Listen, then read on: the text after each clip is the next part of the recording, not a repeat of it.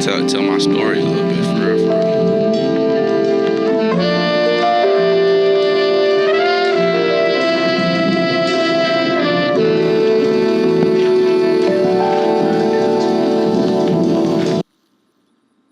Yeah, man. My name is Mark Clark, born and raised in Miami, Florida. I transitioned out of Miami my senior year of high school to Columbia, South Carolina. From there, I had a partial academic scholarship and attended South Carolina State University, where I spent a majority of my, guess, like adolescent years. What age is adolescence? Nah, yeah, nah, not adolescence. So I'm more like my young adult years. That's what I really meant, young adult years.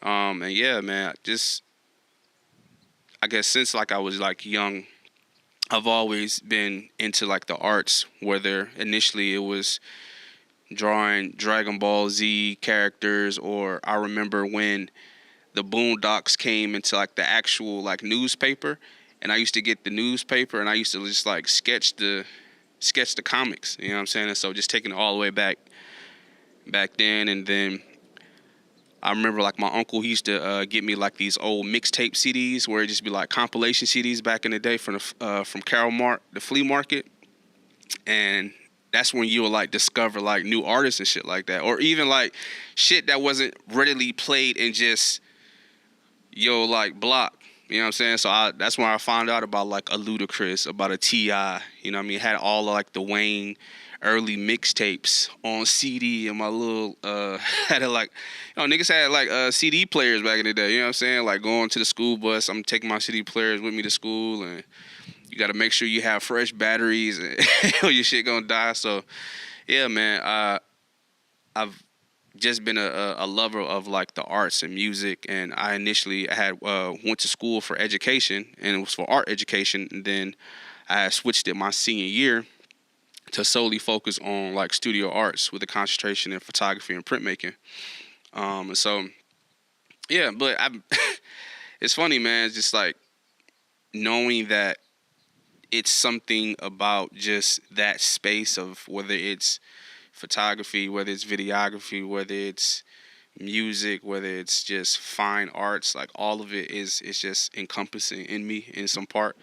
Um, and so yeah, just being able to express yourself in those many different facets allows you to be like more free range in terms of like your own creativity, whether whatever it is that you're doing. So for me now, like my medium of choice has been music for since like 2016, and like also still having to take skills of like graphic design and make my own album covers, and writing lyrics, which is a thing of like poetry, which is discovered by me in like 8th grade by this dude named Dwayne Johnson.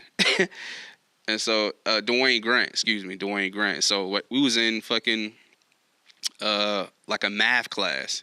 I thought this nigga was like me back then. I was hella skinny, so back then he was like, so I was looking at him, so we used to sit next to each other. And so I looked over one day, I'm like, hey, bro, like, what you doing? Like, he all covering this paper up and shit, like, writing. So I'm like, man, what you doing? He's like, looked around, writing a poem. I said, hey, so, back then, I on my song 2 a.m. in Danella, like, I say, like, back then, niggas thought it gay, expressing yourself. And that was my mindset, too. Like, you would think that someone finding space and time to express themselves, whether it may not be like verbal, like this format, but it's really a thing of like saying, hey, he was willing to be vulnerable enough to like say, hey, I have something going on internally, and whether it may be about some girls or whatever the case may be, he's feeling something, and through that he's able to like express himself. So that really blew my mind. And so I took that from him and was like, well, shit, if he's able to do it, I can do it. And so that turned into me just writing, he likes she and she wants to be with he. And you know what I'm saying? Like it was super basic back then. And I even think in that, like how simplicity is really like the key oftentimes, where even now when you have so much free reign to create from a place of nothingness, it was really like when you have a blank canvas, you can do too much still.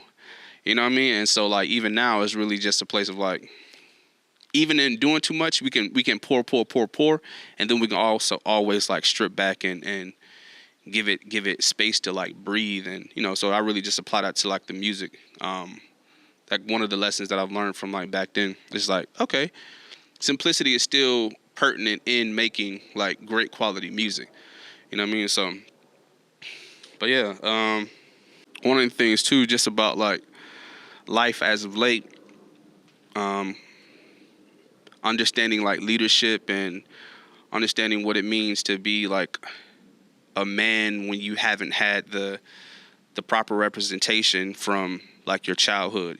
So like my grandmother raised me, and I champion her because she did the best with what she had. You know what I'm saying? I think oftentimes like we can look back and be mad and bitter about what we didn't have, but also recognizing, we're taking a step back and recognizing like, hey, even though we didn't have like money and bread like that, we still never really went without a meal, even though so like now I don't really eat like oodles and noodles and Vienna sausages and shit like that, bologna and shit like that, but I'm grateful to be able to still know that God provided for us in the midst of like what felt like hard times. You know what I'm saying? I ain't really even in like certain Christmases, like I had one Christmas where me and my mom, we had moved from West Palm Beach to back to Miami, and like we were staying with a friend and everything, and me and the little girl at the time, we was in the fifth grade, and we would like go in her mom room and be able to see all the stuff they had bought us. And so when we left, we end up leaving like all that stuff behind. So that Christmas I really didn't have much, but when I got to my grandma's house, they did their best. You know what I'm saying? And so just being able to be in a position now to be a father and have a household and know that my daughter is taken care of and provided for, by also my lady's family as well. It's like, I'm grateful to be able to like say that, you know what I mean? To be able to witness it in real time and be able to be happy for that fact. You know what I mean? It's not even a thing of like, oh, well, we up now. It's like, nah, bro, just the simple blessing and the simple like time of saying like, hey, coming from nothing, coming from like a place of like what felt like hopelessness at that time, and being able to give my daughter a 2-parent household, to be able to take her to school, and pick her up from school, and help her with her homework, like all that stuff is like what I value these days versus it just being like, even in the music, like, so much vanity, is so much like in the music, it's really just a thing of like, hey, truth and honesty, and like doing something from a real and sincere and honest place, and hoping that my daughter has an opportunity to look back over my catalog and over my work, and or moments like these, to where she's able to recognize like, okay, this is the type of time my dad was on, this is where his mom was at, this is what he's endured to be able to get us to a place of like, we here, you know what I mean? And so, and not even like using this as a barometer and or like the end all be all, but man, it's better than what it was in 1990 and 1995 or early 2000. You know what I'm saying? It's been constant progression, and all glory to God for that. You know what I'm saying? Where even then during those times you felt like, damn, like you going through something, and you was just like, you still feeling as if like hope, but the hope is like you made something out of nothing. You were still able to, you were still taken care of. You know what I'm saying? You were still looked out for, even when you felt like there was nobody there. There was nobody there. There was nothing there. It was like, nah, bro, like God's been there the entire time, this entire time. And so even through the music, it's really just an opportunity to just like give reverence to that. You know what I'm saying? To be able to be thankful for growth. You know what I mean? It's all growth, bro. So yeah, man, I'm just constantly in a space of like working on myself and working on my mom, and just constantly just trying and getting better, and then learning from that, and starting again. You know what I mean? It never stops when it comes to life. You know what I mean? Last year I lost my homie Alex, man, rest in peace. And so the crazy thing is, like, he and I had a conversation a week and a half, like almost 2 weeks prior to his passing, and to be able to have that moment, to share that moment with him before that, means the world to me. So I'm just grateful for the opportunity that God allowed me to have with him. I was able to like talk, you know what I mean, and physically see him via FaceTime before that passing, because I think it would really mess me up if I didn't have that. You know what I mean? To be able to see, to be able to laugh and joke and see where his mom was at, and man, blessed. And so continue to look out for a son, Noah, and also lost my step grandfather as well. And so rest in peace, Mr. Rocky. And yeah, man, it's just last year I really experienced like a lot of grief, a lot of just uncertainty in just my life during that time. I'm just again just grateful to be able to look back and still recognize the fact of like still being present. You know what I mean? And being alive. You know what I mean? So that's why I'm able to come outside and just connect with nature and just be present. You know what I'm saying? As much as possible. So, for sure. I think as of late, I've been very reserved in terms of like my time in the world. So really, again, for me, I've been more focused on connecting with myself versus connecting with other people. And that has nothing to do with me not wanting to be around people, or not like not liking people. It's not a thing of like, it has nothing to do with anybody else other than myself. It's really just a thing of like, at this point in phase of my life, I know I just have to focus. I have to focus on what I'm doing in order for it to yield the result in which I need it to for myself. And again, it's like, it's not for anybody else. It's like, hey, I want to be happy with what I'm putting out into the world.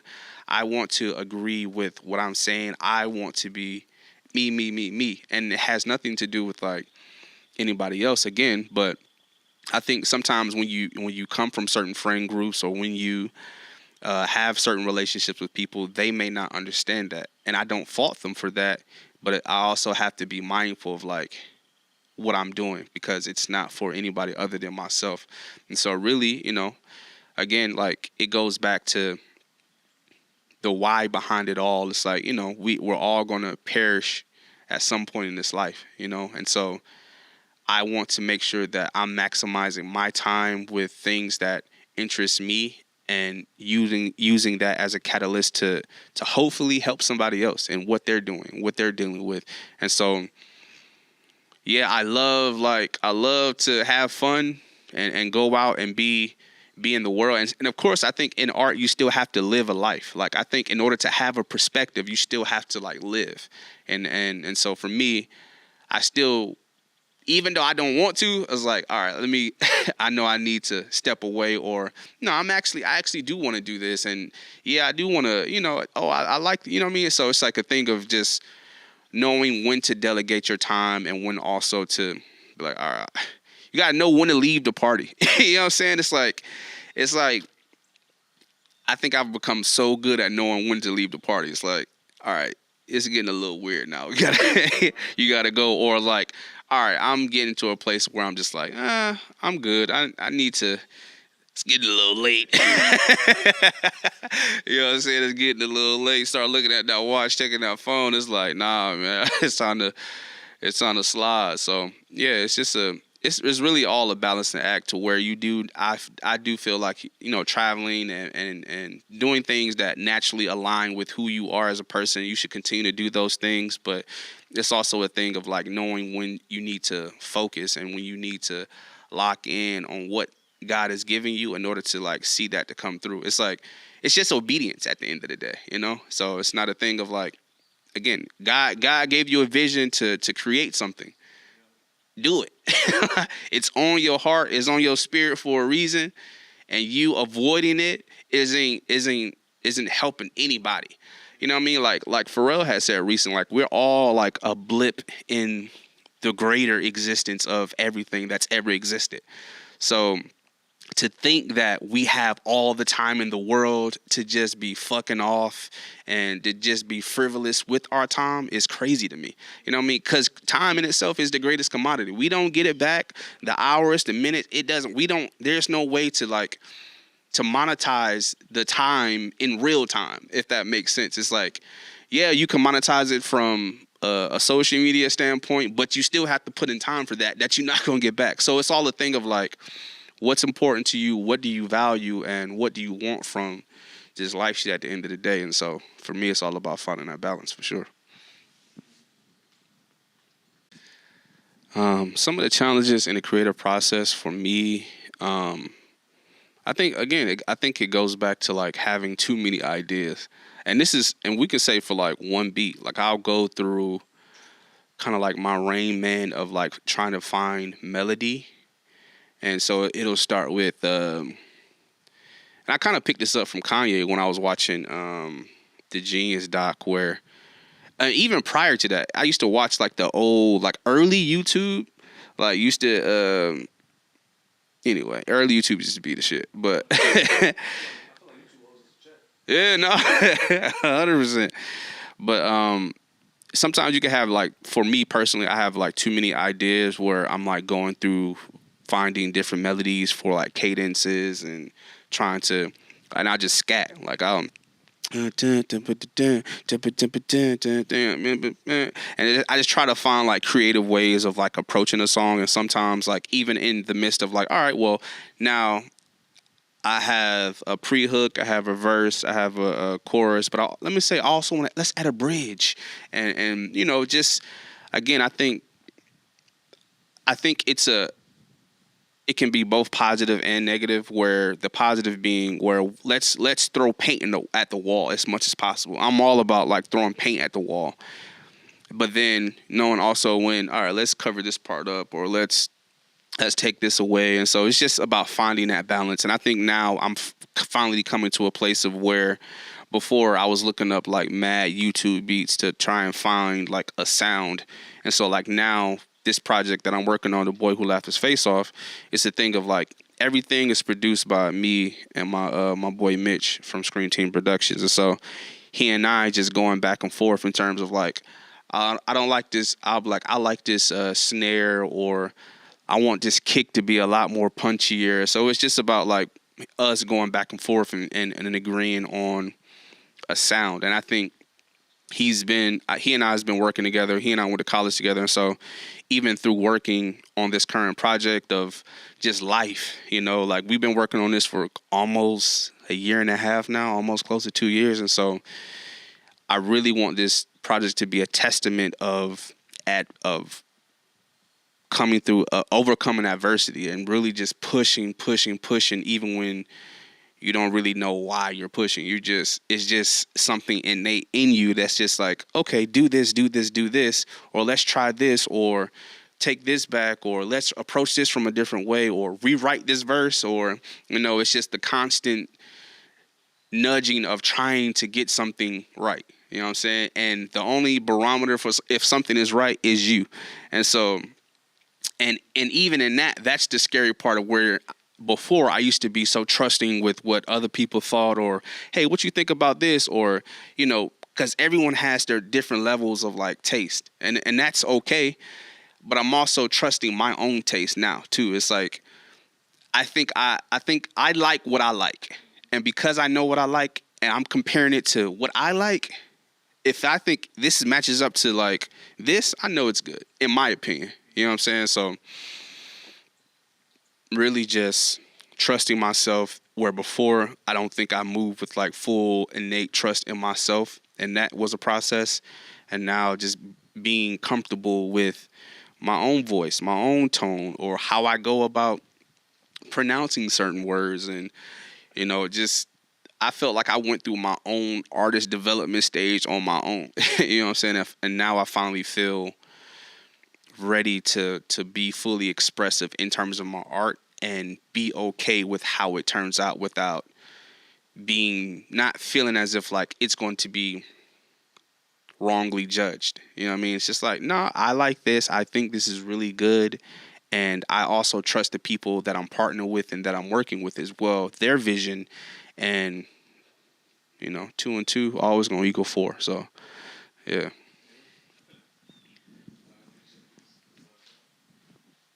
So I graduated college in 2013.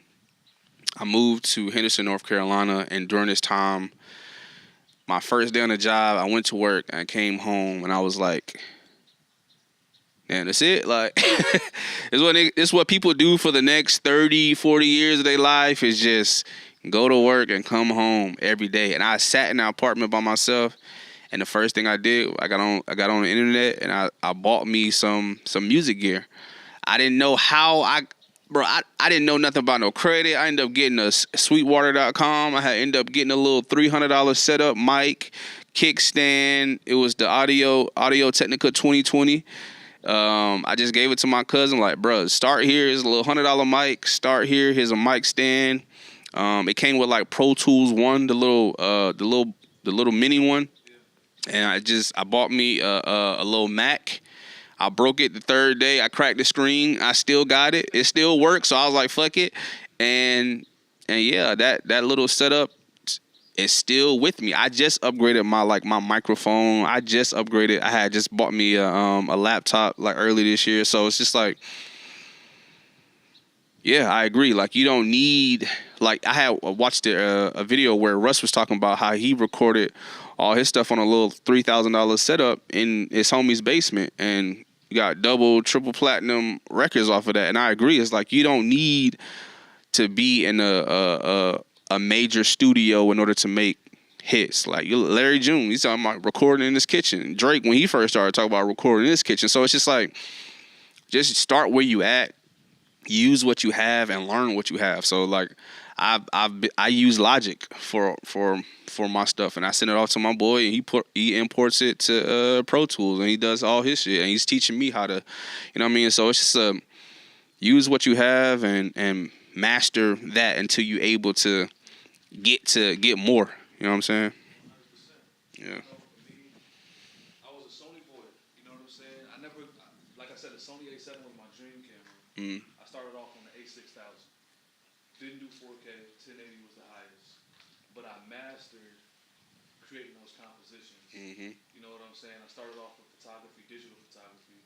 I always wanted to get into film, but when I finally had mastered the digital photography, Yeah. I then had a love for moving images. You know what I'm saying? So when it came to that budget, upgrading, I can go film, Yeah. but it's gonna cost a lot to develop this film. Yeah. You know what I'm saying? So that's ultimately what made me take the decision on Blackmagics.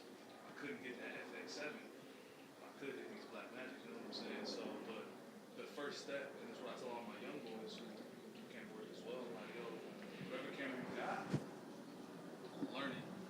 Learn everything that you could possibly do on it.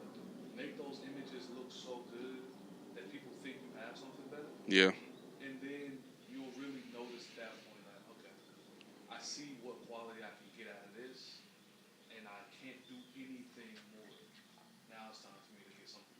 Yeah. You know what I'm saying? To upgrade, move to the next level. So that's kind of my mentality. No, I agree. I think even in your creative process, you'll get to a place to where you feel like, where you'll know, like, all right, I'm plateaued at this, and in order to reach that next threshold, you may have to upgrade some gear. You may have to like add this, or, but that's a progressive thing that just naturally just happens over time. The more you just keep at it every single day, and I think the more we're just conscious about wanting to get better, versus a thing of just like, oh, I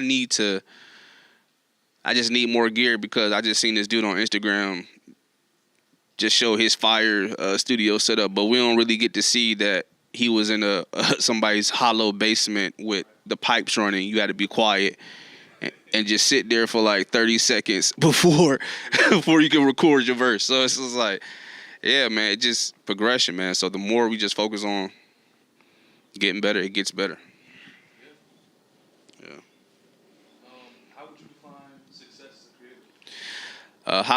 How would I define success as a creative? I think for me, I think I used to be so focused on wanting to get to the accolades, and even now, like seeing Jelly Roll, a 39-year-old man, win his first Grammy, that just took even Killer Mike. You know what I'm saying? Like to see the career Killer Mike has had up until like Michael and him be able to stand on that stage and be proud of his work and his art that he funded himself. It's like, man, do I want the Grammys? Do I want the accolades and the acknowledgement? I think that's like ego, yes. And so I'm not going to sit up here and deny that I don't want something. Yeah, I do, but I'm also like mindful that, hey, I'm also happy with just being financially secure. If I'm able to just put out art and not have to worry about where my next meal comes from, man, that's a blessing in itself. So I don't need to, I think for me, I don't need to have millions and trillions of dollars. Yeah, that's cool. I'm not saying I don't want it now. Like, I'm not opposed to it. I receive, but I'm also knowing that I believe in my art and I'm doing this from a real place, and I just want the art to live. It's all this is gonna live beyond me. So if I'm able to like pour light and love into the world beyond me, that's what it really like means. Somebody's able to like hear something and they agree with what I'm saying, or they like really take away and walk away and be like, yo, man, this is really good. Like, thank you. Like, just even like on where I'm at now and having people from South Africa and Germany and just like all these weird random places, not weird, but just like these random places that I've never heard of. That's mind blowing enough to me to for me to feel as if like, oh, like I'm on the right path. Like I'm doing something that's affecting people in a positive way. I ain't out here killing nobody. I ain't out here doing nothing crazy. I'm going home to my family. Like, you know what I'm saying, bro? So like, I just know that what I'm doing and how I'm moving in the world and through my art is here to live beyond me. And I just want what I put out into the world to be a thing of that's going to empower somebody to in their own situation, you know, wherever they wherever they may be, and for what it is. So yeah. Fatherhood. Oh man. Fatherhood is beautiful. Like seriously. And it has its own challenges because, you know, you're trying to guide this child, this life that has like no clue what's what, you know what I mean? And so, you know, I think life in itself is just a bunch of like impositions in a sense. Like, and I just want, so even if the impositions are from a place of like love and stuff like that, making sure that what you're saying to this child and how you're treating them and how you're essentially just raising them is from a place of real love. You know what I mean? And so I think the challenge of balancing your own life, your own frustrations, what you got going on with you is separate from this child. And yeah, they may contribute to it when you like, hey, bro, like I done had a long day. You in here going crazy. Chill out. And so the other side of that too is like, you can be domineering and mean and or you can say, hey, like, this is just where they at right now. And so I'm just learning the balance of knowing what to say and when to say, and then making sure that I'm just deploying like sternness and boundaries, but also when to be nurturing and when to take a step back and not be the talkative dad that wants to teach. It's like, bro, she's 4 years old. Like, we can get to that, you know? Just play with me for right now. Just hey, grab this Barbie doll and and sit on this toilet while I'm in the tub and we finna go crazy. You know what I'm saying? And so, and just being present in that moment, because I know that I'm not gonna always have that. So, and then just being present, man. It's just being present as much as possible and listening to her and yeah, just knowing when we playing and knowing when hey, this is serious. Like, we not playing right now. This is we don't do we play with with scissors. No, we don't play with scissors. Is scissors a toy? No, it's not a toy. Okay, how just going through all of that, man. And when you didn't necessarily come from a background of, like I said, my grandmother raised me, and my mom, in the early parts of my life wasn't necessarily there. She was there, and so it was always a thing of like back and forth, and so just trying to figure out things in real time for what it was at that time for me, and having to learn things in real time from my lady too. Sometimes she's like, you know what, you could, and being open to that. You know what I mean? The ego could be like, well, you don't tell me what to do. This is my child. This is my. It's like, nah, bro. Like, hey, we're both in this together, and the goal and objective is to make sure we're giving her the tools, the resources, the things in which she needs to be the best version of herself for herself, not for who Mark wants her to be, or not what you want her to be. It's like, hey, she's gonna leave us one day. She's going to leave us, and our goal is to make sure that we give her what she needs to walk out into the world with her head up high, to feel empowered in who she is, and know that she has a support system that's always going to have her back, you know what I mean, regardless of what's going out there. You got a home, you got real love, you got people that's gonna like look after you. You got your grandma, you got your cousins, you got your mama, you got your daddy. Like, we here for you, and you ain't never gotta like second guess that or like wonder if. And for me, that's the greatest blessing in like the fatherhood, is to be able to say like, damn, like she's taken care of. You know what I mean? She's looked after, and you have people that want to make sure you're good, that champion you for who you are and not for who they expect and or want you to be. It's like, nah, bro, like, hey, I like this. And so it's like, I may not like it, and it's just like, that's cool too. And so, yeah, it's all a balance, bro, for sure. Yeah. I think the thing that I've been just like super hyper focused on is really just myself. Like, I think prior I was so willing to give so much of my time to like other people's projects and or like other people's things and or whatever the case may be, and that can take away from like your own creative ideas, So I'm just really learning to value my own mind, my own time, and then really just give what I'm doing everything that I have versus giving. All right, now let me. It's just like, you done gave so much, you starting to lose a little bit for yourself. And so I think the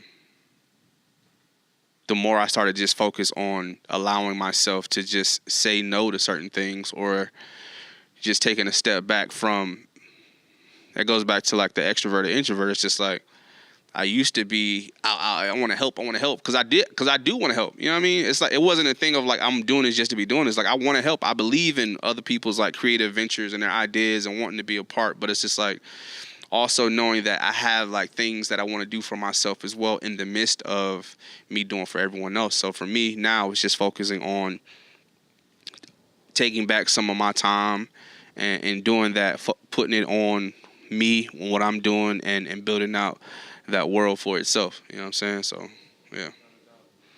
Yeah. I had I'm not gonna say contract, but I did have like a gentleman's agreement with this guy to do some work for him.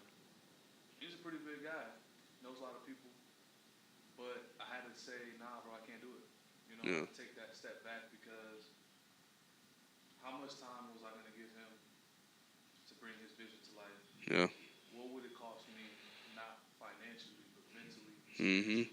And that's it. Like the time. That's what I'm saying. It's the time, bro. Like, it's not a thing of like monetary. Yeah, you get paid for like projects and stuff like that. It's bringing in bread, and it's like, it's cool. But what about you? What about me? What about now? What about what God got on your heart that you need to be doing?